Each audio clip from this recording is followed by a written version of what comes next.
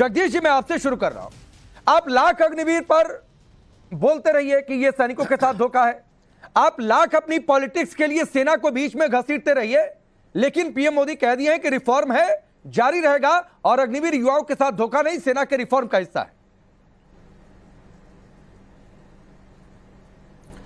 राकेश पांडे जी, मैं सोच रहा था कि आपको मुझसे शुरू करना चाहिए, क्योंकि प्रधानमंत्री जी कहीं फंस गए हैं। प्रधानमंत्री जी कह रहे हैं कि आज पेंशन ना देंगे, 30 साल बाद देने, आज थोड़ी देने, मेरे को क्या लालच। तो प्रधानमंत्री जी 3 गुना जो कर्जा देश में ले लिया, जो 70 साल में पिछली सरकारों ने लिया है, आपने तो देना नहीं, आपको क्या लालच। और कहने के प्रधानमंत्री जी कह रहे हैं मैं आतंकवादियों के मंसूबे जो है वो पूरे नहीं होने दूंगा। भाई वो तो हर बार कह रहे हैं, 10 साल से कह रहे हैं, हम सुन रहे हैं, उनके मंसूबे तो रोज पूरे हो रहे हैं। हमारा जवान तो रोज कंधे पे आ रहा है, रोज कंधे पे आ रहा है, हर आदमी परेशान है। कैसे डरा, और कह रहे बॉर्डर से बोल रहा हूं। अरे भाई आप घर से भी बोल लो, वो कौन सा आपसे डर रहे हैं, जब उनको पता है कि आप बिरयानी खाने बिना पूछे उतर गए थे, बिना उसके उतर गए थे पाकिस्तान में, तो उनका डर खत्म होगा। प्रधानमंत्री जी अब देश आपको सीरियस नहीं लेता, आप कुछ बोलिए। रही अग्निवीर की बात, अग्निवीर की किसी भी एक सच्चे फौजी से पूछ लीजिए, वो कह रहा है उसका बड़ा अफसर कह रहा है ये फौज को कमजोर कर दिया है। अग्निवीर के लोग 4 साल बाद मैं पूछ लूंगा, और यहाँ पर सिबाज जी मौजूद हैं, उन्हीं से पूछ लूंगा।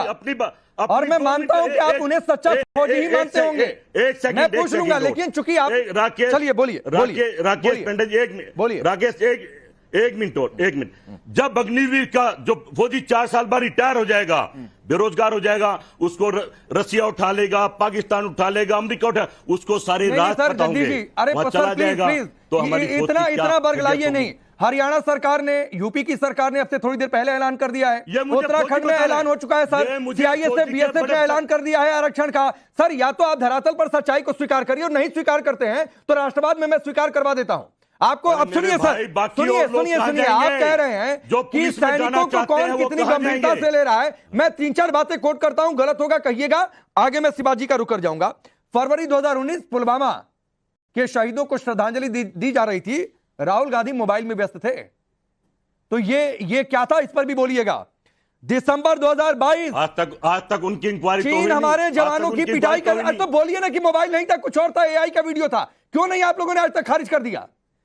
चीन हमारे जवानों की पिटाई कर देता है, ये राहुल गांधी का स्टेटमेंट है। अग्निवीरों को सरकार जूते मारकर निकाल देगी, ये राहुल गांधी ने कहा है। कह दीजिए कि नहीं कहा है। यूपी, उत्तराखंड, हरियाणा सरकार, सीआईए से बीएसएफ सबने ऐलान कर दिया आरक्षण का। आप कह रहे हैं कि जूते मारकर निकाल दिया जाएगा, ये भाषा आप एक सैनिक के लिए इस्तेमाल करते हैं। और सुनिए सर, एक चीज और, सर्जिकल एयर स्ट्राइक इस देश ने देखा, सेना ने डिक्लेयर किया। नहीं सर, मैं अच्छा हूं बुरा हूं, आपसे सर्टिफिकेट नहीं चाहिए सर, आपसे सर्टिफिकेट नहीं चाहिए। कई कांग्रेसी नेताओं ने कहेंगे, नाम गिनवा दूंगा, सर्जिकल एयर स्ट्राइक के सबूत मांगने वाले बयान दिए। अब बोलिए। राकेश पांडे जी, आपने अच्छा का पुलवामा का नाम ले दिया, उस माँ बहन बेटी से पूछो जिसका बेटा जिंदा जला दिया और आज तक जांच नहीं।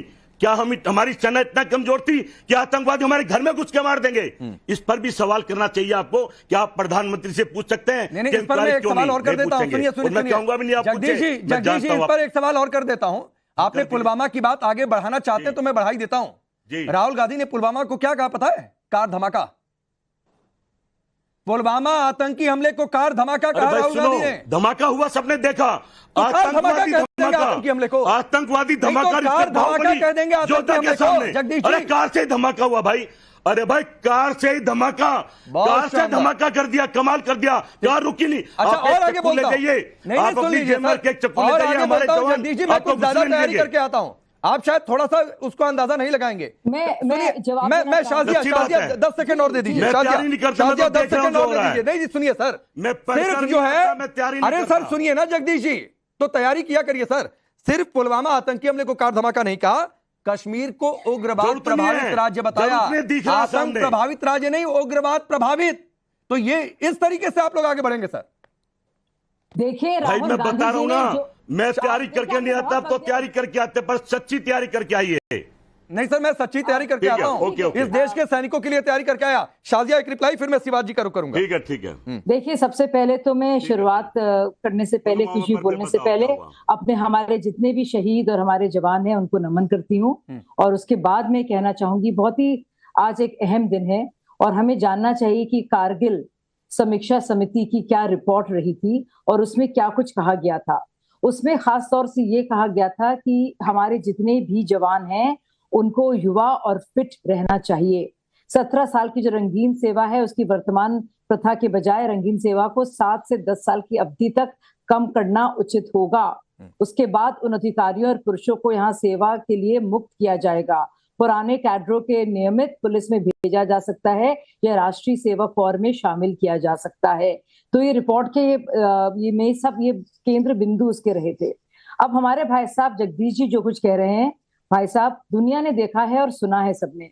राहुल गांधी की क्या सोच थी उरी को लेकर, पुलवामा को उन्होंने क्या कुछ कहा, सर्जिकल स्ट्राइक्स को लेकर और एयर स्ट्राइक्स को लेकर, उनके क्या संबंध और उनके परिवार के रहे हैं चाइनीज कम्युनिस्ट पार्टी के साथ और किस तरह का उन्होंने करार साइन किया है वो भी सब जानते हैं। उन्होंने क्या किया है डोकलम में और किस तरह से मजाक उड़ाया है हमारे सैनिकों का और कहा है कैसे हमारे सिपाही पिट रहे हैं, ये कहा है, जबकि सच बिल्कुल विपरीत था। तो राहुल गांधी की तो आप कम ही बात कीजिए अगर आप बात कर रहे हैं हमारी सेना की, क्योंकि हमारे सेना के मनोबल को जितना कम करने की कोशिशें और जितना उनको परेशान हाल अवस्था में दिखाने की कोशिशें की है राहुल गांधी ने, वो दुनिया जानती है। बोलिए। वो दुनिया जानती नहीं, मैं सुनूंगी नहीं, मैं सुनाऊंगी उनको। जगदीश जी आपने बहुत देर तक बहुत सारी बातें कही हैं जो आपको भी शायद समझ में नहीं आ रही, तो शायद दुनिया बहन जी पिछले बात को सुनिए जगदीश जी, जवाब ले लीजिए ना, अब जवाब ले लीजिए। अग्निवीर पर जो आप जो है राजनीति कर रहे हैं वो बिल्कुल ही गलत है और मुझे लगता है आप अपने ही देश के खिलाफ सिर्फ राजनीति करने के लिए आप जो है अपने ही देश के खिलाफ काम कर रहे हैं और इससे आपको बाज आना चाहिए।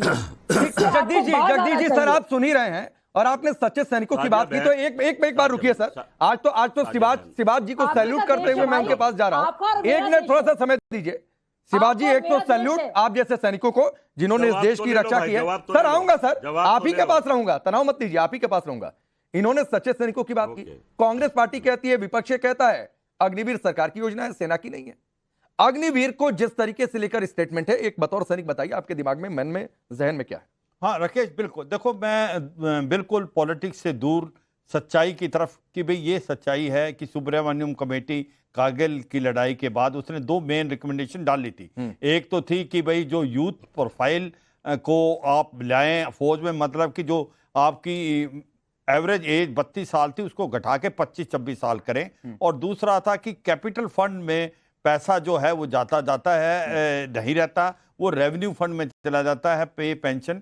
तो कहीं ना कहीं मॉडर्नाइजेशन में प्रॉब्लम है। ये गवर्नमेंट अग्नि पथ स्कीम लेके आई, एक अच्छी बात है कि इससे एज प्रोफाइल कम होगा, मगर मुझे लगता है कि 3-4 इसके अंदर रिकमेंडेशन हैं जो कि चेंज, और मुझे लग रहा है गवर्नमेंट इसको चेंज कर रही है कि पहला तो यह 25% कम है, इसको 50 से 60% किया जाए। और मुझे लगता है गवर्नमेंट ने कई बार ये इशारा किया है कि इसकी तरफ हम देख रहे हैं। दूसरा जो मेन मुद्दा है कि जो सभी मानेंगे और मुझे लगता है गवर्नमेंट उसकी तरफ ध्यान दे रही है कि जब 4 साल में कोई अग्निवीर अगर शहीद हो जाता है लाइन ऑफ ड्यूटी पे एलओसी और एलएसी में, उसको भी एक आप रेगुलर सोल्जर की तरह मान के उसको एक फैमिली पेंशन वगैरह दें। देखो गोली पहचानती नहीं है कौन रेगुलर सोल्जर है कौन अग्निवीर है। ये भी ऐसा लगता है गवर्नमेंट ने बहुत बार बोला कि हम इसकी तरफ ध्यान देंगे, क्योंकि वो पायलट प्रोजेक्ट की तरह चल रहे हैं कि 3-4 साल में अगर हमने कुछ सीखा तो हम इसको इंप्लीमेंट करेंगे। तीसरा इंपॉर्टेंट चीज राकेश क्या है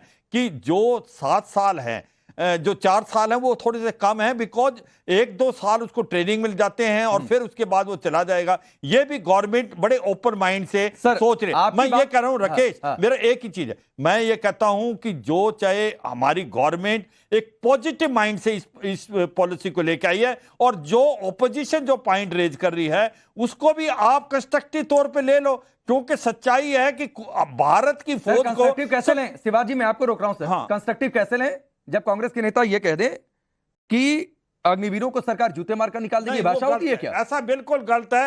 अच्छा दूसरी बात लिया जाए, अग्निवीर आपने एक बात ठीक कही कि भाई ये स्कीम आई है, इसमें ये रिफॉर्म करिए। कांग्रेस पार्टी जगदीश जी ये बैठकर कहते, पूरा विपक्ष ये कहता कि ठीक है आप योजना लेकर आए लेकिन ये कमियां हैं इसको दुरुस्त कर दीजिए, ये 4 साल की बजाय 6 साल कर दीजिए, इतना फंड मिलना चाहिए, ये सुविधाएं मिलनी चाहिए, ये समझ में आता है, लेकिन कहिए जूते मारकर निकाल देगी। राकेश एक चीज बोलने दो मेरे को, ये एक गवर्नमेंट ने एक बहुत अच्छी चीज इसने कहा कि भाई आप जो भी अब जॉब हो गए, मान लो 50-60 होते हैं, 50% बाहर जाते हैं, तो आप उसको सीएपीएफ में ले, क्योंकि वो वेल ट्रेन्ड है, मोटिवेटेड। वही मैं ये मानता हूं, गवर्नमेंट ने बोला कि भाई नोटिफिकेशन इश्यू करो सीएपीएफ, और यही नहीं, पुलिस में भी भर्ती होंगे। विन विन सिचुएशन है, ट्रेंड आदमी है, कॉम्बैट एक्सपीरियंस है। तो मैं ये कहता हूं रखे इसको पॉजिटिव लेकर चलो, इसके अंदर हम क्या पॉजिटिव चेंज कर सकते हैं। जगदीश जी आपसे कुछ कह रहे हैं, एक सच्चे सैनिक की आवाज सुनी आपने जगदीश जी? और क्या अब आप ये मानेंगे कि ये जूते मारकर निकालने वाली बात गलत हो गई? ऐसे सच्चे सैनिक, एक मिनट अश्विनी जी, पहली बात तो मेरे पास 10 जनरल मेजर हैं जो मेरे से बात हुई है, वो कहते हैं कमजोर हुई। आप सुन लीजिए जरा, थोड़ा बोलने दीजिए। मतलब शिवाजी ने गलत कहा, पूरी नौकरी नहीं दी इसमें, मतलब शिवाजी ने गलत कहा? अरे घर तक की जिम्मेदारी नहीं, मैं मेरी सुन लीजिए, मैं कह रहा हूं सरकार की बात करूं, थोड़ी ये पॉलिसी लाए हैं, वो तो सरकार लाई है। शिवाजी ने गलत कहा, मैं तो आपसे पूछ रहा हूं। रिकमेंडेशन जो भाई, ये तो शिवाजी जाने पर नहीं, क्यों आप बताइए ना सर। हमारे फौजी कह रहे हैं पक्की नौकरी दो। शिवाजी फौजी नहीं है, जब आदमी फौज में जाता है। शिवाजी फौजी नहीं है, आप लगाइए एक मिनट जगदीश जी सुनिए ना सर, शिवाजी फौजी नहीं है। मैं जो इनके सीने पर मेडल आपको नहीं दिख रहे हैं? नहीं, एक मिनट जगदीश जी, इनके सीने पर मेडल आपको नहीं दिख रहे हैं? ये आपको सच्चे फौजी नहीं दिख रहे हैं? फौज में कहते नहीं, ये सरकार का। अरे रुकिए ना भाई, मेरी बात सुन लीजिए ना। मैं सर आप ही के पास आपने कहा कि 10 और लोगों से बात हुई है, मैंने आपसे पूछा शिवाजी ने गलत कहा। शिवाजी आपको सच्चे सैनिक नहीं दिख रहे? इनके सीने पर मेडल्स नहीं दिख रहे? अगर कोई मेरी बात रखे, अमेंडमेंट अगर कोई चाहिए, पक्का कराओ। अमेंडमेंट अगर चाहिए करा लो, करानी चाहिए। मैं ये कहता हूं आज भी कि नाम नमक निशान कुछ रिकमेंडेशन होनी चाहिए, 25 से 50-60% होना चाहिए। जो जवान 4 साल में शहीद हो जाता है उसको सब कुछ मिलना चाहिए, बहुत जरूरी है। और तीसरा है 4 साल कम है, कम से कम 7 साल होनी चाहिए। और उसके बाद नाम नमक निशान, हम ये कहते हैं कि जो सीएपीएफ में 100% होनी चाहिए, उसके लिए नोटिफिकेशन। ये कंस्ट्रक्टिव बात है, मेरा मतलब है कि ये सुधार होने चाहिए, ठीक है, सरकार तैयार भी है, कमेटी भी उस पर विचार कर रही है जगदीश जी। तो कंस्ट्रक्टिव का मतलब नहीं होता है कि जूते मार दिया जाएगा। तो है ना, तो कहिए ना सर, आप ये बोलिए ना, ये थोड़ा नहीं कहेंगे कि जूते मार कर निकाल दिया जाएगा। ये भाषा गलत है सर, यही बात आपको समझाने की कोशिश कर रहे हैं। नीलोफर जी, मोदी जी, ये नीलोफर जी के पास जाने दीजिए, हमारे नीलोफर जी के पास जाने दीजिए। नीलोफर जी, प्रधानमंत्री मोदी की एक लाइन द्रास सेक्टर पर खड़े होकर कि मेरी आवाज आतंक के आकाओं को सुनाई दे रही होगी, कैसा लगा? ठीक लगा ना? बढ़िया ललकारा पीएम मोदी ने। देखिए राकेश जी, मुझे लगता है आज आपके माध्यम से उन वीर शहीदों को मैं श्रद्धांजलि अर्पित करती हूं जिन्होंने अपनी जानें न्यौछावर की। और कारगिल विजय दिवस आज हम मना रहे हैं। मैं सब फौजी भाइयों को मुबारकबाद देती हूँ, साथ में सब जितने भी देशवासी हैं। देखिए, जहां तक आपने अग्निवीर की बात की, नहीं, मैं अग्निवीर पर आऊंगा। मैडम मेरा सवाल पहला कुछ नहीं, मेरे सवाल वही है, मैं वही आ जाऊंगी। एक मिनट रुक जाइए ना, मैं जो सवाल पर आया वो पहली लाइन पर आ जाइए। अगर हमारे देश जो प्रधानमंत्री मोदी ने कहा कि आतंक के आकाओं को मेरी आवाज सुनाई दे रही होगी, पाकिस्तान स्टेट स्पॉन्सर्ड किस तरीके से टेरर यूज करता है, ठीक है, ये लाइन आपको ठीक लगी ना? अच्छे से ललकारा पीएम मोदी ने, इस पर मैं आपको सुनना चाहता हूं। क्या मतलब है राकेश जी, मुझे आप समझा दीजिए, स्टेट स्पॉन्सर्ड का क्या मतलब है? आपको नहीं पता है? आप मुझे समझा दीजिए ना, क्या स्टेट स्पॉन्सर्ड? आपको नहीं पता? कौन स्टेट में आप किसको ले रहे हैं? मैं पूछ रहा हूँ, आपको नहीं पता है? मैं पाकिस्तान के लिए स्टेट स्पॉन्सर्ड, यस, पाकिस्तान यहाँ पर आतंकी भेजता है, ये स्पॉन्सर्ड करता है पाकिस्तान। अगर आपको ये बात नहीं समझ में आती है नीलोफर मसूद, आपको ये बात नहीं समझ में आती है? देखिए, मुझे हर कोई बात समझ में आती है, मुझे टॉपिक पर बात करनी है। रुक जाइए जगदीश। पहले ही आप अग्निवीर की बात कर रहे थे, मुझे बता दीजिए आप। नहीं मैडम, मैं अग्निवीर के मुद्दे पर बातचीत कर रहा था और प्रधानमंत्री मोदी ने पाकिस्तान को कैसे ललकारा उस पर भी बातचीत कर रहा था। अगर आपने रिपोर्ट देखी होगी तो मैं आपसे पर क्यों बुलाते हैं? नहीं, मैं आपसे बात करना चाह रहा हूँ। की बात आपने सुननी नहीं, आप डिबेट पर क्यों बुलाते हैं? मैं आपसे आपकी पूरी बातचीत सुनूंगा। राकेश जी, प्रधानमंत्री मोदी ने पाकिस्तान को जो ललकारा उस पर बोलिए। फौज में आता है कि मुझे अपनी पूरी जिंदगी अपने देश के लिए निछावर करनी है ताकि मेरी फैमिली भी पीछे से सिक्योर रह चुके। उन जवानों का क्या जो 4 साल के बाद आप रिटायर कर रहे हैं, उनको निकाल रहे हैं, फिर 25% उनमें से 25% को प्रायोरिटी दे रहे हैं, 75% का क्या वो करप्शन का निशाना नहीं बनेंगे? मैडम मुझे बता दीजिए। मैडम सुनिए ना, मैंने आपसे पहले ही कहा कि मैंने आपसे अग्निवीर का सवाल नहीं किया। करप्शन फ्री चीज मैडम, मैंने आपसे अग्निवीर का सवाल नहीं किया। कैसे एडजस्ट? आपसे मैंने अग्निवीर का सवाल नहीं किया मैडम। मैंने पूछा कि पाकिस्तान को जैसे पीएम ने ललकारा वो आपको ठीक लगा कि नहीं लगा? कलेजे को सुकून मिला कि नहीं मिला? ये समझ में आया कि नहीं कि जल्दी तीसरी स्ट्राइक हो सकती है? अगर प्रधानमंत्री जी हमारे देश के दुश्मनों को कोई संदेश देते हैं उस पर तो हर एक नागरिक को खुश होना चाहिए। क्या आप मुझे अपना नागरिक नहीं समझते इस देश का? समझता हूं। मुझे खुशी नहीं होगी? मैं बिल्कुल समझता हूं। मैं उतनी खुशी होती है जितनी आपको खुशी हो रही है, जितनी आपको खुशी हो रही है। ठीक। लेकिन उसके साथ साथ कुछ स्टेप्स उठाने की भी जरूरत है। आप देख लीजिए एब्रोगेशन के बाद जो सर्च जम्मू में हो रहा है, क्यों हो रहा है? क्यों हमारे जवान जो है 50 से ज्यादा शहीद हो गए इन 2 मंथ्स में। तो मैडम मैंने इसलिए ये सवाल आपसे पूछा था, क्योंकि आपकी पार्टी के नेता रहे बशीर अहमद कहते हैं पाकिस्तान हमसाया मुल्क है, उससे बातचीत करें, हमला रोकने के लिए पाकिस्तान से बात करें। करनी चाहिए। हमारा आधा हिस्सा उसके पास है, आधा चाइना के पास है, हर कोई आधा आधा लेकर बैठा हुआ है। हम उससे बात नहीं करेंगे, वापस अपना जो हिस्सा है वो नहीं लेंगे तो और क्या करेंगे? और क्या करेंगे? नहीं, आप बड़ी देर तक शाजिया बहुत देर तक इन्होंने मेरे सवाल को टाला, आखिरकार बोल गई। बिल्कुल, आप ही देखिए कितनी पैतरेबाजी का इस्तेमाल किया हमारी बहन ने, लेकिन एक बार भी खुलकर और साफ गोई से इसका जवाब नहीं दिया। हम ये कहना चाहेंगे इस वक्त, हम इनसे कहना चाहेंगे वो कहीं ना कहीं जीरो पर आ गई थी। वो कैसे आ गई थी? देखिए वही आप देखिए, मैं सुन रही हूँ आपकी बात को। एग्रीमेंट नहीं हुआ, जब चाइना से बात हो सकती है, जो हमारे देश के अंदर हमारे यूपी के अंदर आ गए, जब उनसे आपा जान आपने बहुत सारी बातें की। आपने लगातार कहा कि पाकिस्तान के साथ बातचीत कितनी जरूरी है, पाकिस्तान और चीन ने हमारे साथ क्या किया, लेकिन एक बार भी आपने हमारे सरकार और हमारी सेना के लिए एक भी बात जो काबिले तारीफ होती वो नहीं कही। जहां तक बात होती है हमारी सेना और सरकार की, क्योंकि सुनिए जो सच बोले वो आप सुनने के लिए मैडम तो सच ही है। मैडम शाजिया थोड़ा सा समय कम है। मैडम तो सच ही है नीलोफर जी कि अगर आतंकी गोली चलाएंगे तो गोली का जवाब गोली से देंगे।